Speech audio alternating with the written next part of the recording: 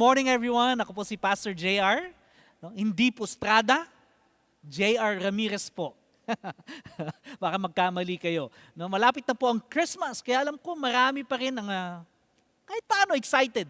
Pero mas excited po kami sa pag-resume ng ating on-site worship service this coming November 7, 10 a.m. and 11:30 a.m. Yan po ay sa SM Sukat Cinema 3. Okay? Susundin po natin ang health protocol na pinatutupad po ng IATF. Basta mag-register lang po kayo dyan sa ating registration site. Okay? Pero meron pa rin po tayong online service ng 10 a.m. and 5 p.m. every Sunday. Kaya kung hindi kayo pwede sa on-site, pwede pa rin ba po sa online. Okay? Alright. Today I want to speak to you on how God demonstrates that He is a covenant-making and promise-giving God by declaring and decreeing the restoration of His people after He exiled them to Babylon. How God made possible what seemingly an improbable, impossible, never been done thing in history. And what is that? A people coming back to its homeland after it has been exiled with flying colors. Okay? Today we will study the whole chapter of chapter 9 of the book of Isaiah. But for the sake of time, we will only read verses 8 to 16. Isaiah 49, 8 to 16. Thus says the Lord, in time of favor I have answered you. In the day of salvation I have helped you. I will keep you and give you as a covenant to the people to establish the land, to apportion the desolate heritages. Saying to the prisoners, come out! To those who are in darkness, appear! They shall feed along the ways, on all bare heights shall be their pasture. They shall not hunger or thirst, neither scorching wind nor sun shall strike them. For he who has pity on them will lead them, and by springs of water will guide them. And I will make all my mountains a road, and my highways shall be raised. Behold, there shall come from afar, and behold, these from the north and from the west, and these from the land of Sin. Sing for joy, O heavens, and exult, O earth. Break forth, O mountains, into singing, for the Lord has comforted His people, and I will have compassion on His afflicted. But Zion said, the Lord has forsaken me. Can a woman forget her nursing child, that she should have no compassion on the son of her womb? Even this may forget, yet I will not forget you. Behold, I have engraved you in the palm of my hands. Your walls are continually before me. May God bless the preaching of His word. We have told you in the past that this book is a message of judgment against the stubborn, hard-headed, stiff-necked people of God. But judgment is never the intended end of this book. This book is also a message of hope. Judgment for the first part, but hope for the second part. You see, it is never God's intention to judge God's people in order to destroy them. God's purpose for judgment is for God to purify His people and to restore them back to health and to their rightful position as God's representatives to the nations of the world. We have learned last week that God subjected His people into the furnace of affliction, just as silver is purified by placing it in the furnace of fire. The fire brings out the real beauty and value of silver. Okay? And so in the same way, God's furnace of affliction, God's judgment, the suffering, the pain we experience are meant not to harm us, but to restore us back to God with our value and our beauty. As we keep on saying in all this throughout the study of the book of Isaiah, God was warning them of the impending judgment via exile to Babylon. Nag-prophesy po si Isaiah more than 100 years bago po mangyari itong mga bagay na ito, bago pa po ito mag-take place, both the exile and the restoration of God's people. Ngayon po, ang gawin natin, imagine with me, okay? As if, para kang a face in the crowd, an unknown extra, no, sa isang pelikula, or maybe a fly in the wall, nakikinig po doon sa conversation ni God at ng kanyang mga tao habang ina-announce ni God yung kanilang freedom from exile. Isaiah 49 speaks of the servant of the Lord, a prophetic name that points to the coming Messiah. No, ito po yung ating Panginoong Hesukristo. And yet, God is also talking about the liberty of the Jews from the hands of the Babylonians. So ito pong prophecy na ito, katulad po ng sinabi ko, ng mga previous weeks, that these prophecies were written here, had an immediate future application. Meaning, ito po yung liberty of the Jews from the hands of the Babylonians. And also a distant future application. Meaning, the liberty that Jesus would provide to the believers of the New Testament and beyond. So verses 8 to 13 po, okay, it speaks of how God would liberate and restore His people. Napakarami pong mga pangako ni Lord. But God's people, still, mayroon pa rin silang complain. Ano po ang sabi sa verse 14? Sabi diyan, but Zion said, the Lord has forsaken me. The Lord has forgotten me. Lord, you have forsaken us. Kinalimutan mo na kami. Lord, in your own words in Isaiah 42 verse 24, you gave us up. Yeah? Lord, isinuko mo na kami sa iyong kaaway. You abandoned us. Yeah? Yan po ang sinabi doon sa Isaiah 42:24. You see, what is more disheartening is the fact that history is against them because no one, no nation, no people in the history has been exiled and was able to return. Verse 24 ng ating text, sabi po dyan, can plunder be taken from warriors or captives be rescued from the fears? Okay? This is a question that runs in their minds, of which the answer for them is already a foregone conclusion. Kinalimutan na kami ng Diyos. Ang problema ko nga hanggang leeg ang problema ko. Partida na yon. No? Kasi nakatungtong pa ako dun sa ulo ng asawa ko. Kailan matatapos yung pagsubok na ito? Pinaglalaroan ba kami ng Diyos? Tuwang-tuwa ba siya na nakikita kaming nahihirapan, umiiyak, gumagapang sa lusak na ang tanging pahinga ay ang buntong hininga? Lord, don't you care? In the New Testament, twice, Jesus was told by someone, Lord, don't you care? The first one was Martha. Luke chapter 10:40, it says, but Martha was distracted with much serving. Dami po niyang niluluto at pinaglilingkuran. And she went up to him and said, Lord, do you not care? Lord, do you not care that my sister has left me to serve alone? Tell her then to help me. The second was one or several of the disciples when their boat was caught in a storm, Mark 37-38.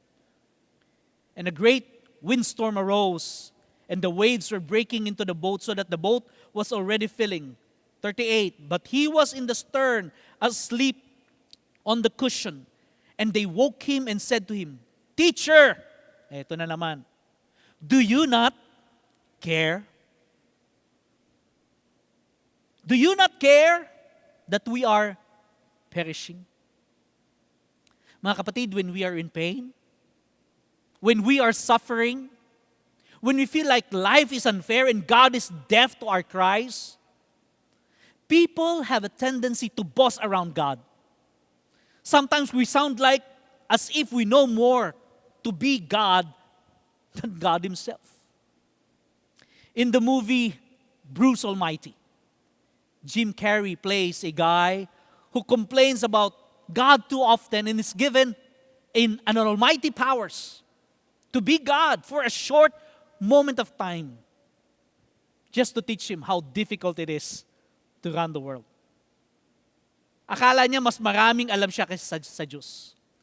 Na mas magiging magaling ang magagawa niyang trabaho kaysa sa Diyos given a chance.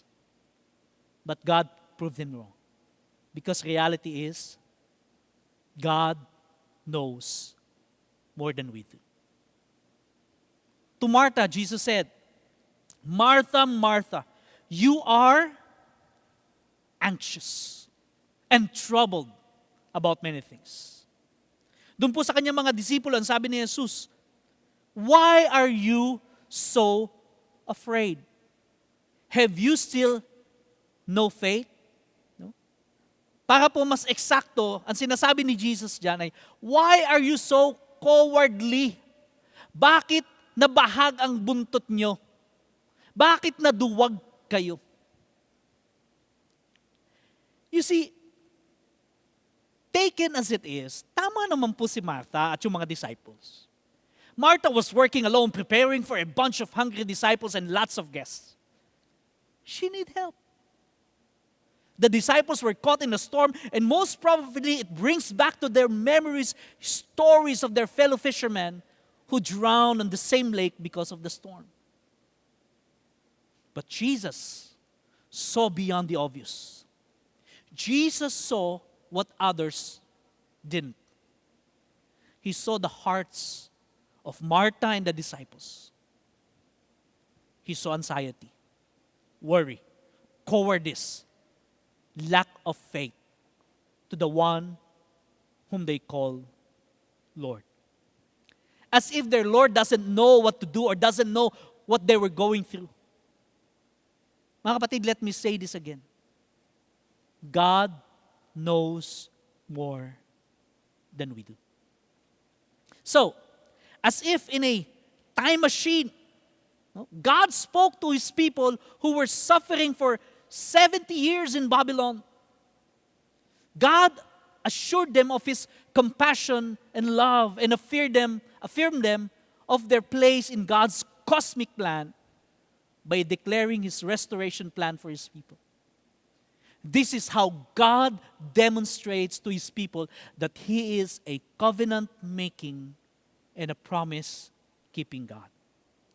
In verse 8 it says, thus says the Lord, in a time of favor I have answered you.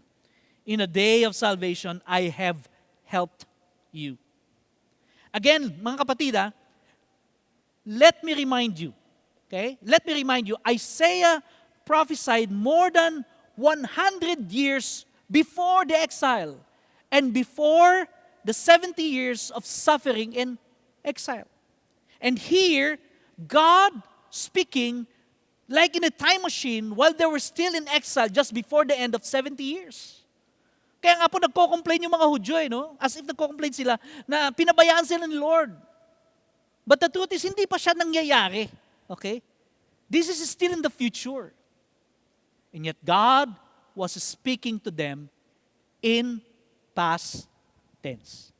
No? Naalala niyo ba yung pinag-aaralan natin sa English? No, yung mga tenses? Si Jake, nate-tense na eh. Kasi pinag-aaralan yung mga tenses eh. No? Pero sa Greek po, ang tawag nila dyan, perfect tense. No?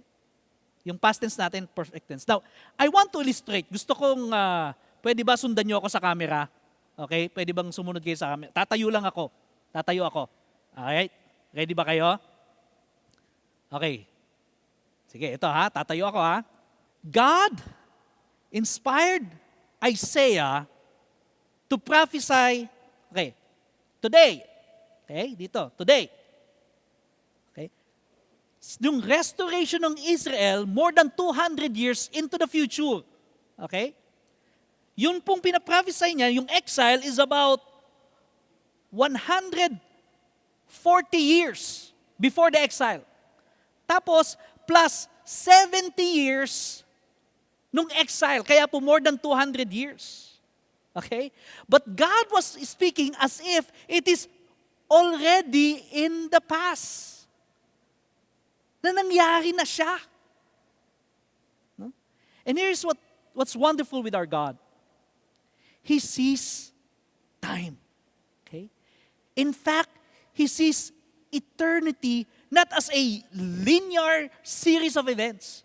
He sees time and eternity like it's just at the palm of His hands. He sees everything and knows everything. Okay? God is never surprised by anything or anyone. No plan B, no contingency plan, no what-if scenarios. Everything is laid bare before Him. It is yet to happen, but God declared in a time of favor, I have. No, Jake, past tense. I have answered you. Okay, Roy, past tense ulit. I have helped you. What does this mean to them?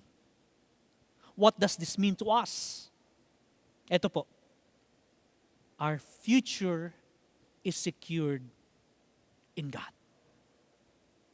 Our future is secured in God. It is a done deal.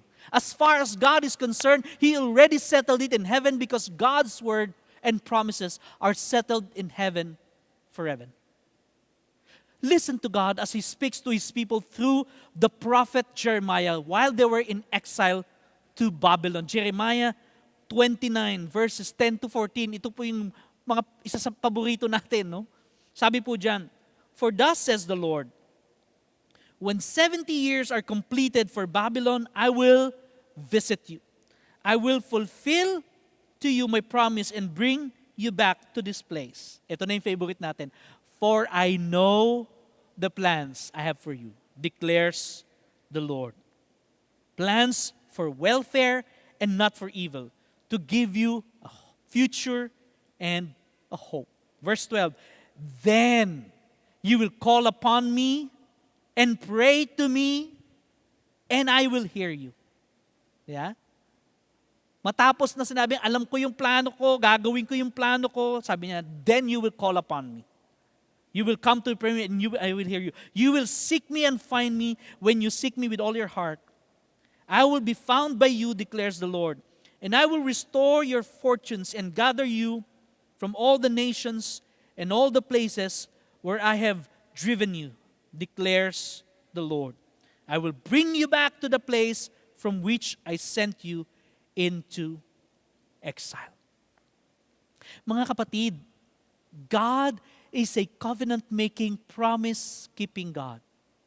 All we have to do is to settle our hearts and our obedience to God, to draw near to Him in humility and trust, to draw near and call upon Him.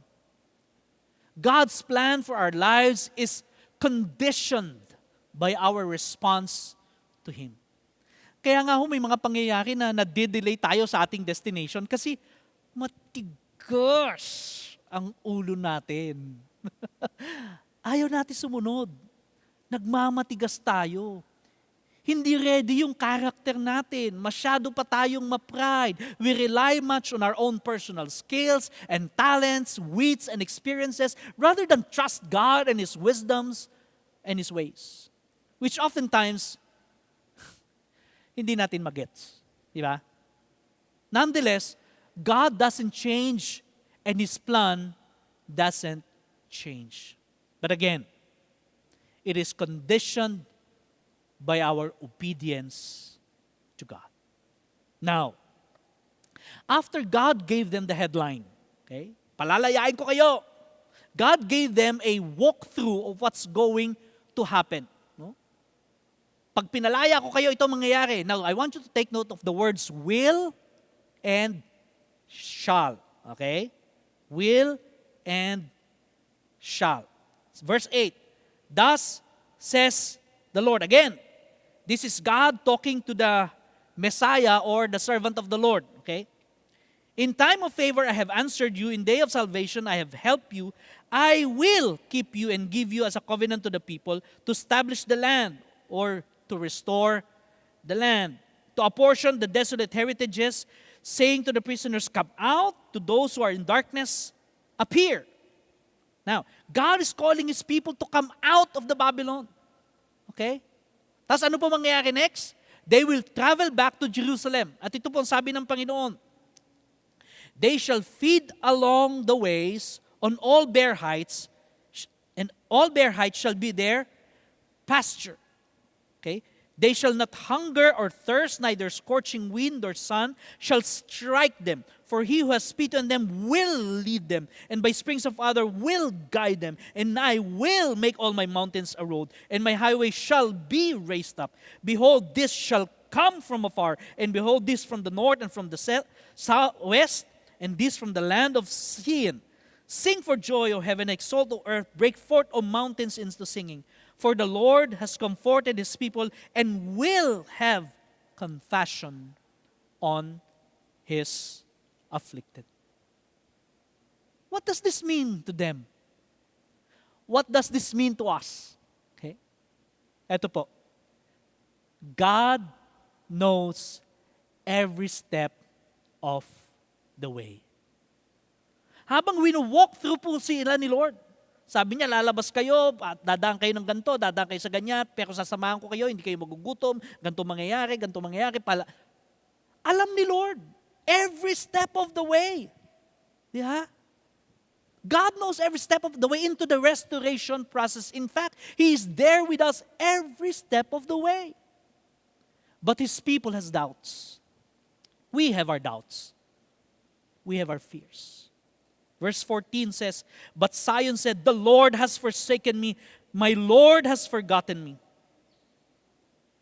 We had dreams before, but God crushed those dreams. At ayaw na nating umasa. Baka masaktan lang tayo muli. But God answered their question with a question. Alam niyo, magaling si Lord sa ganyan. No? Taktika niya yan. Pag nagtanong ka, sasagutin ka rin niya ng tanong. Verse 15, can a mother forget the baby at her breast? Sa Tagalog, malilimutan ba ng isang ina ang kanyang anak sa kanyang dibdib? No? May kanta yan eh. Kakantay mo ba, Jake? Ay, hindi. Okay, sige. Baka mag-tune out sila eh. Okay. Though she may forget, I will not forget you. See, I have engraved you on the palm of my hands. Your walls are ever before me. Ibig sabihin nan, your security, your health, your daily concerns are important to me. That's what wall is all about. Your children hasten back, and those who laid you waste, depart from you. Lalayasan ka na ng kaaway mo. Tatantanan ka nila. Lift up your eyes and look around. All your children gather and come to you. As surely as I live, declares the Lord, you will wear them all as ornaments. You will put them like a bride. Yung mga bumalik na tao, pagbalik nila para silang mga alahas sa'yo. No? Magiging magandang palamuti sila sa'yo. What a vivid and emotional illustration God gave us. Especially verse 15. Ano sabi na, ulitin ko lang po. Can a mother forget the baby at her breast? Yeah, parang, wow. What a very vivid and emotional illustration. But verse 16, mga kapatid, is not an illustration. Okay? It is a prophetic revelation. Verse 16, it says, see, I have engraved you on the palm of my hands. I have engraved you at the palm of my hands. This is a metaphor for the exiled Jews in Babylon. This is a prophetic revelation for the New Testament believers and for all of us. This speaks of Christ's crucifixion. It speaks of His nail-marked hands. It speaks of His sacrifice. His body bruised so that who are in darkness, exiled away from the Father, may be restored back to Him. The exiled Jews are the immediate future audience of these prophecies. But we are the distant future audience of these prophecies. Mga kapatid, God is in the process of restoring lives. Maybe your life has been marred by a relationship breakdown. Your dad left you. Your mom abandoned you. Your siblings rejected you and belittles you. Your friend betrayed you. A woman or a man broke your heart. You're broken and you do not know how to pick up the pieces. Maybe your dreams had been shattered. You're financially drained because of poverty, because of maybe an injustice. You've been wrong. Maybe you've been neglected by your parents, or maybe because of your own neglect and immaturity. O maybe dahil dito sa pandemic na to. At natakot ka na mangarap muli because you don't want to be hurt again. In this pandemic, so many experience mental and emotional breakdown. You thought you were okay. But when pandemic hits, suddenly, boom! It was triggered like a time bomb. Whatever the case may be, if you think you're broken now, I have good news for you. Your story, tingin po kayo sa akin. Sige po, tingin kayo sa akin. Your story is not done yet. God is not done yet with you. He can restore you back to good health. Physical, mental, emotional, financial, spiritual, name it. He can and He will restore you back so you can be a testimony to the world that God is a covenant-making, promise-keeping God. Your future and mine are secured in God.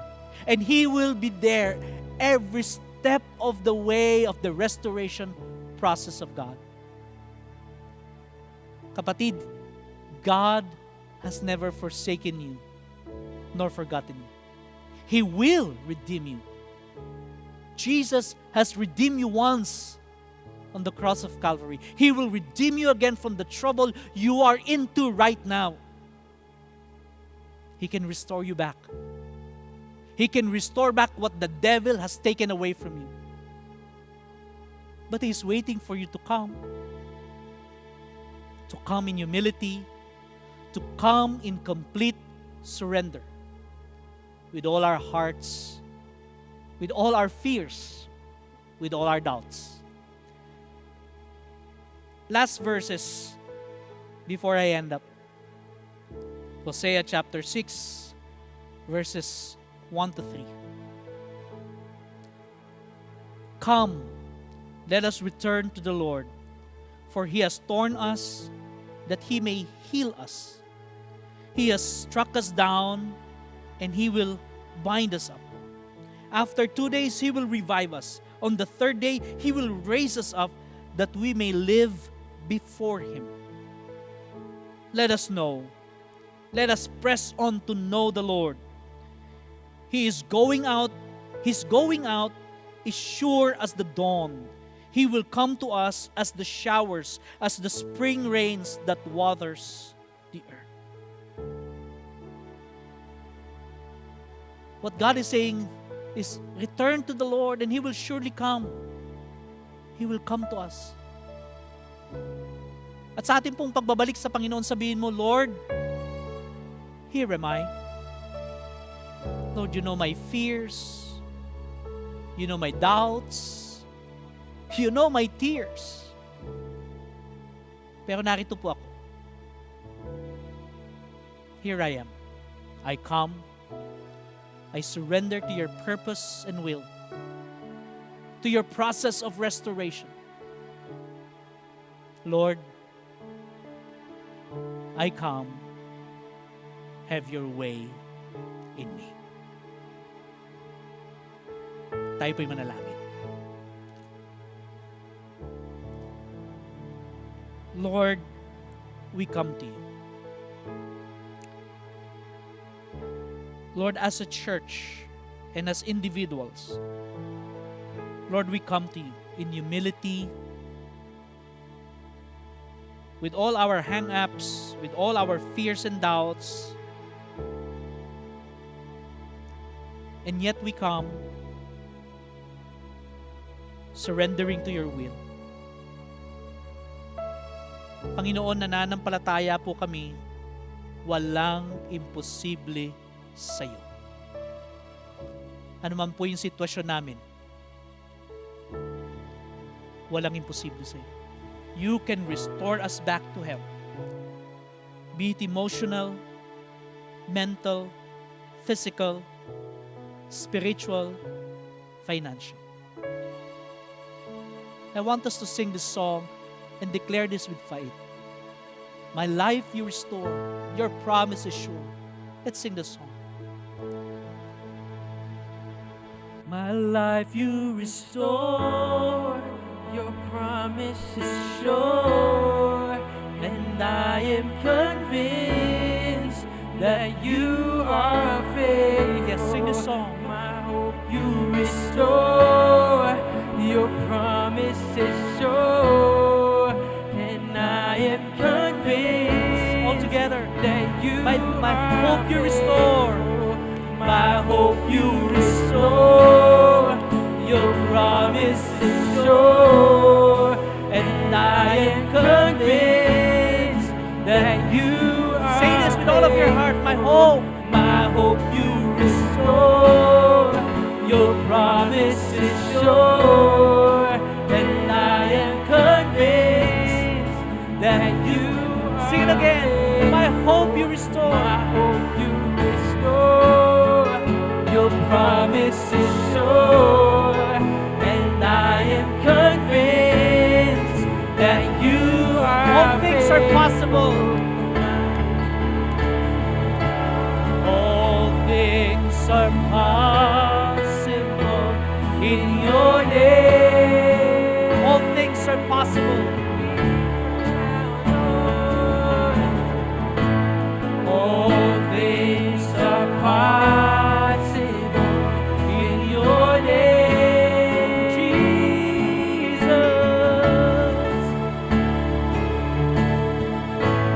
All things are possible in your name. Oh, your holy name, Lord. All things are possible in your name. Yes, Lord. We believe that, God. All things are possible in your name. Lord, some of us are watching right now. Lord, maaaring sila po ay naapektuhan, Lord God, mentally. They're experiencing anxiety, depression. Lord, I pray, restore them back to health. Lord, sinabi ng doktor, kailangan mo maggamot, kailangan mo ng ganito. But thank you, Lord, because you are our doctor. Lord, kaya mo pa rin pagalingin at palayain ang aming mga kapatid mula po sa mga mental illnesses na to. Yung iba naman po, emotional illnesses, Lord God. Yung iba po, Panginoon, nagkakaroon ng palpitation, nagmamanifest na sa kanilang katawan, yung kanilang mga anxiety and fear. Lord, palayain mo po sila. And I pray that you will restore them back to health. And Lord, I pray, whatever the devil has taken away, Lord, yung mga kapatid po naming naloko, Lord, nagnegosyo sila, nagpatayo ng bahay, niloko sila, Panginoon, I pray, you will restore back what the devil has taken away from them. And you will give them justice. Salamat po, Panginoon. And Lord, dun po sa mga kapatid namin na spiritually they're down, na para bang dahil po sa pandemic na to, Panginoon, ng hina, ng ginawa, ng lamig, Lord, I pray, Lord God, I pray that you will set them on fire once again, their hearts, Lord God, burning with passion for you once again. Lord, thank you. Lord, salamat. Alam po namin, lahat ng ito ay magaganap, mangyayari, dahil pinapanalangin po namin ito Sa pangalan ng aming tagapagligtas na si Jesus. Amen. At Amen. Amen. Palakpakan po natin ang Panginoon. Praise God. Praise God. Jake? Yes. Amen. Thank you, Pastor JR. Sobrang timely po yung message natin. Kasi I feel like also many people nowadays are broken, deeply hurt, or grieving. Siguro just to help them picture out yung process ba nung restoration. For a person who's deeply grieving, what it is like, paano kami mag-start? Ano yung starting point nung restoration ni Lord dito sa grieving area, grieving season na meron ng isang tao? Whether it's about your heart being broken because of death, or because of broken relationship, or you're broken because somebody committed mistakes against you, they wronged you, or maaaring sa sarili mong gawa, nagpabaya ka. The very first part of restoration is what you call identifying the problem. Alam nyo, sa mathematics, paborito ko kasi sa math, is yung problem solving. Okay? At sa problem solving, ang sabi ng teacher ko, if you are able to identify the problem, it is half solved. So kapag ka na-identify mo yung problem, half solved na siya. Now, ano ibig sabihin nun sa atin? Paano kung ako nga yung ako yung inagrabyado, kaya ako nagkaganito? Alright? Now, hindi po yun yung mistake, hindi yun yung problem na sinasabi ko. But the problem I'm trying to tell, baka kasi may mali kang response. Okay? Halimbawa, naloko ka, nawalan ka ng malaking pera. Tapos dahil doon, nagrebelde ka sa Diyos. O nawalan ka ng pag-asa. Okay? Anong problema? Baka sinasabi sa iyo, kapatid, ang pagtitiwala mo, ang tunay mong yaman, nandun sa pera at kayamanan. Yun yung dapat mong ma-identify. O halimbawa naman, niloko ka nung shoota mo ba? O kaya binetray ka ng best friend mo ba? Di ba? At naghuhumiyaw ang puso mo, nagre-rebelde ka. Di ba? So, sinong may mali? Siyempre yung nag-betray sa'yo. Pero anong problema? Yeah? Baka sinasabi sa'yo ni Lord, kasi masyado mo nang in-idolize itong relationship na to. So we must be able to identify our problem. Yung contribution natin. Kasi other people have their own contribution to our problem, but we have our own contribution to the problem. And once we're able to identify that, is that idolatry, is that greed, is that unforgiveness, is that hate, anger, rebellion, whatever that is. We have to identify that, and then we have to repent of that. There can never be restoration without repentance. Repentance is actually confessing and acknowledging you've sinned against God. And identifying, Lord, ito. Idolatry pala to. Lord, ito, hindi ikaw naging Panginoon ko. Lord, yung girlfriend ko na ang naging Panginoon ko. No? Pag sinabi niyang hindi kami magsisimba, magde-date kami, hindi kami magsisimba. Yeah? Lord, eto, forgive me. And then if there's a need for to forgive other people, forgive. And if there's a need for restitution, restitute. Kung may inutang ka, kailangan mong bayaran. Kung kailangan kang humingi ng tawad sa ibang tao, ay ihingi mo ng tawad. Di ba? And then the process of restoration will roll. Okay? Hanggang sa unti-unti ipapakita sa iyo ni Lord yung iba't iba pang mga deeper issues na gusto niyang i-deal sa iyo, the character issues, the behavioral issues, spiritual issues, hanggang sa unti-unti nire-restore ka ni Lord to go back to good health. So yun yung process nun. Simula, identify the problem, repent, confess the sin, forgive if there's a need to forgive, restore or restitute if there's need for restitution, and then allow God to heal you, to restore you back. Yeah. Yan. Wow. It's a process. It's a, kumbaga, progression ng nangyayari. Ang galing po. Thank you po, Pastor JR. Yeah. Yeah. I hope may natutunan ang ating mga kapatid. I hope may natutunan ka at ating worship team. Nawa po ay napagpala kayo sa ating gawain ngayon. At sa ating pong pagtatapos, hayaan yung ipanalangin ko po kayo ng prayer of blessing. Lord, thank you so much for your word that you are able to restore us back because you are a promise-making, promise-keeping God. May the Lord bless you and keep you. And may the Lord make His face to shine upon you. May the Lord be gracious to you through and through from this time on until Jesus comes in His greatness and glory.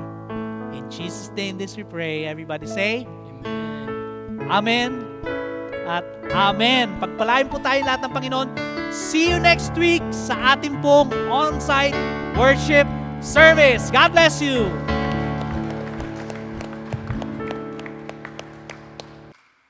Masaya kami na kayo ay nakasama namin ngayong araw. If you surrendered your life to Jesus, our church community would like to journey with you. And we'd also love to hear from you.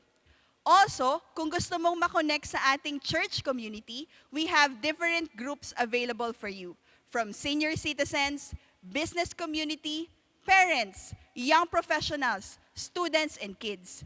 Nais din namin na ipanalangin ka at ang iyong pamilya. So do message us. Once again, we would like to remind you that we are going to resume our on-site worship service in November 7. You are welcome to join us sa SM Sukat Cinema 3 every 10 a.m. and 11:30 a.m. So invite your families and friends at tayo ay sama-samang mag-worship kay God. Maari tayo mag-register sa register.victory.org.ph. We will follow and implement IATF guidelines. Lastly, to be in the loop of what we do, visit this link at linktr.ee/victoryparanaque.